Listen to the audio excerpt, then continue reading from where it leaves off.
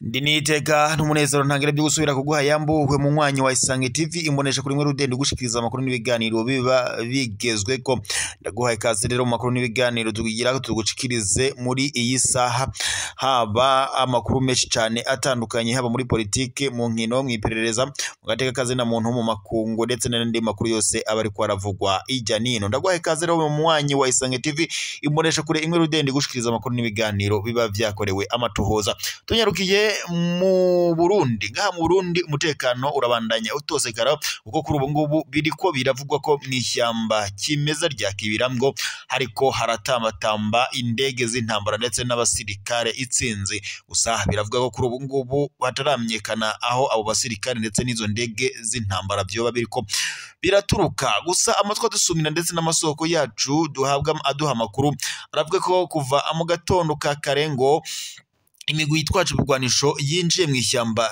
cimeza rya Kibira aho kuri ubu ngubu rero bivuga ko intambara ishobora kwaduka. Perezida Evariste Ndayishimiye ariko aragabisha amakungu ngo amufashe kugarukana umutekano mw'iri shyamba kimeza ari rya Kibira. Murabizi neza cyane ko amakuru twamatubabarira ko mw'ishyamba rya kimeza rya Kibira hama haravugwa imigwi yitwaje ibigwanisho itandukanye igwaniramo ndetse n'abasirikare b'u Burundi FDNB. Mu minsi iheze twabashikirije amakuru avuga ko hoba hari abasirikare batanu bo mu ngabo z'u Burundi FDNB bagandaguriwe ngaha mu ishyamba kimeza ari rya Kibira, bikavuga ko rero aba bose bariko barahangana n'umugwi yitwaje ibigwanisho, binavuga ko ndetse na Red Tabara yoba yaramaze kubonamwo ibirindiro mw'iri shyamba kimeza ari rya Kibira. Amakuru ndetse n'amatwa dusumira aravuga ko muri iki gitondo ku igenekerezo rya 31 ntwarane 2025 abasirikare itsinzi ndetse n'indege z'intambara biriko birakikuza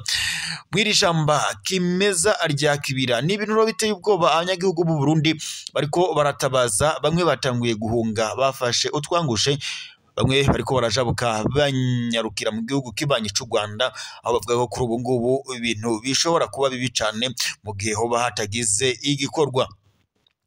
Muri eta majoro rero Prime Niyongabo afasha abasirikare itsinzi arabohereje ngo babandanye bacungera umutekano kuri iri shyamba kimeza rya Kibira, aho buri kuvuga ko rero abasirikare ndetse n'ibimigwi yitwaje ibigwanisho itsinzi bariko barakikuza kuri iri shyamba kimeza rya Kibira. Muri eta majoro rero basohoye itangazo bagabisha ko mu Burundi abanyagihugu b'u Burundi bagomba gukanura amagabo ndetse bagomba kurikanura ngo bakoga amagabo kuko ibintu bitameze neza, umutekano wasubiriye gutosekara ngaha mu gihugu cy'u Burundi. Ibi kandi biruko n'ubundi mu gihe umugwi witwaje ubwanisho wa Red Tabara ubandanya ugaba ibitero mu bice bitandukanye ngaha mu gihugu cy'u Burundi nk'uko amakuru duhabwa n'amasoko yacu abandanya abidushikiriza. Mu yandi makuru kandi tuyabandanirije ikarusi inyuma y'ikiringo cindwi gusa abasuma babomoye umuryango wa Paroisse Mvyeyi ya Karusi ngo bagashika mu kibanza kitegerwa n'uwari we wese ngo bakabomora itabire na kuro bakagenda ngo batwaye ibirimwo byose harimo ndetse na hostia nini igenewe urugendo rweranda. Umwungere mukuru wa diocese nkuru ya Gitega Musenyeri Bonaventure Nahimana yasomye imisa yo guhumanura iyo shengero kuri uyu w'Imana igenekerezo rya 30 ntwarane 2025 imbere y'abakristu benshi basanzwe bahasengera n'abaje bava mu bisata bikukira iyo paroisse. Musenyeri mukuru Bonaventure Nahimana yahezagiye ishengero yongera kandi asabira abo bagize banabi ikigongwe ku Mana. Yagize ati kwiba cari gisanzwe ari igicumuro kibi ku Mana kandi gihanwa n'amategeko, ntaco buza rero ko ababijejwe bobandanya amatohoza. Ico mu kandi nuko kuri ko ritari ribaye irya mbere ubu bunyonyezi cyangwa se ubu busuma bukorwa kuko hari n'ahandi bwigeze gukorwa. Umupadiri yarongora iyo shengero bikarangira agandaguwe. Mu yandi makuru tubananije n'ubundi kuriko biravuga abafatwa bivye amatungo ya leta ngo barayasubiza ndetse bagahanwa. Iyo hagize rero ngo ufatwa yanyuruje amatungo ya leta arabogozwa mu mabanga yarimwe ndetse ngo agasubiza n'ivyo yivye, hagakurikira amatohoza ko kuba bafatanyije muri no kumenya abo bafatanyije mu ubwo busuma, hama ubutungane bugakora hiyakurikijwe amategeko. Ibyo byashikirijwe n'umuvugizi w'umukuru w'igihugu Rosine Gatoni yariko yishura ku kibazo c'uko ngo abanyuruza amatungo ya leta boba bafatwa bagahanwa canke ngo ko boba basubiza ivyo banyuruje. Hari mu kiganiro c'abavugizi b'inzego za leta cabaye kuri uyu wa 28 Ntwarante 2025 mu ntara ya Rumonge. Yagize ati haramaze gufatwa abatari bake kandi n'amafaranga atari make aramaze gusubizwa maze agakoreshwa mu bikorwa by'iterambere by'igihugu. Umuvugizi w'umukuru w'igihugu akaba kandi yamenyesheje ko kuva uyu mwaka wa 2025 utanguye amafaranga arenga imiliyaridi 115 y'amarundi aramaze guca kuri konti yagenewe ico gikorwa.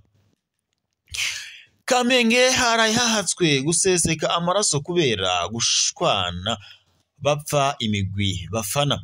Mwijoro riheze abahungu babiri bo mu Kamenge, umwe akora kwi restaurant uyundi nawe akora akazi ko gutwara imoto, bapfuye ngo ko uwo atwara imoto abwiye uwo wundi ko ngo umukinyi afana ari we Yamari azi gukina kurusha Vinicius.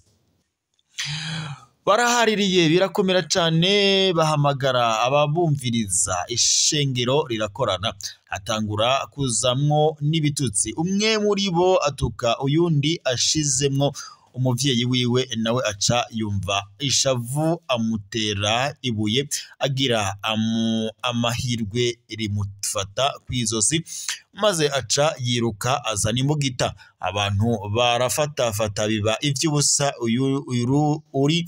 Uyundi ati mureke ayicumite ndamwereke. Icatangaje abantu nuko abandi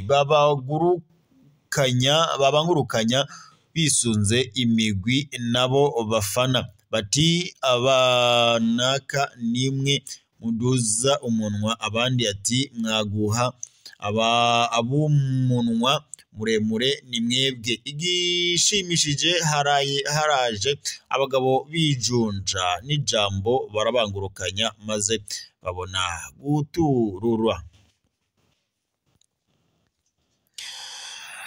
Ngivyo rero ivyari biriko biravugwa mu makuru ari mu bisata bitandukanye ndetse no mu mihingo itandukanye ngaha mu gihugu c'u Burundi.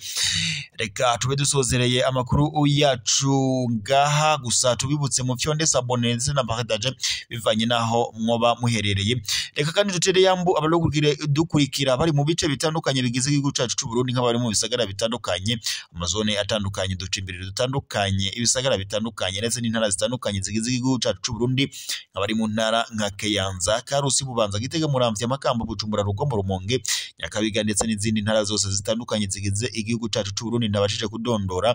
Aho dukurikira bari mu bihugu bibaye nk'u Rwanda, Repubulika Iharanira Intwaro Rusange ya Kongo, Uganda, Tanzania, Mozambique, Zambia, Malawi ndetse n'ahandi ijya nino hakurya y'amazi manini mu makungu ya kure, nk'abari muri Leta Zunze Ubumwe za Amerika, abari muri Australia, abari muri Australia, abari ngaho i Buraya no mu Bushinwa n'ahandi ijya nino hatandukanye. Mubandanye mu dukurikira amuherereye mwese, turabateye yambu. Reka kandi tube dusozereye amakuru yacu ngaha, turaza gusubira mu makuru araza kubagezwe ko amakuru tuza kuba twahawe n'amasoko yacu atandukanye tuba twohereje mu mihingo itandukanye.